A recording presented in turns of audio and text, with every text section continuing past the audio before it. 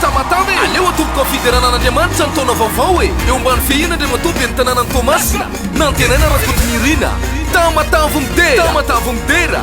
mialady 9 janoary amin'ny 4 tolakandro devant la mairie Tomasina tamatavo midera hira fiderana disy fankalazana iarana amin'ny Meva Gospel DJZ Jauz Band tamatavo midera vidipidirana billet simple 5 000 ariary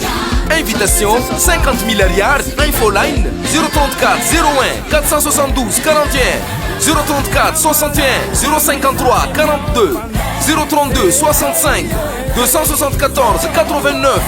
partenaire officiel Perfect Mandes TV partenaire Zão Mazava Production Filmage RTF Organisation Vezo Logistique Sonorisation et Lumière Raicha de Raicha Miritsco Production midira eo amin'ny vavahadiny amin'ny fisaorana ary eo ankianjany amin'ny fiderana Salamo 104 tamatavo midera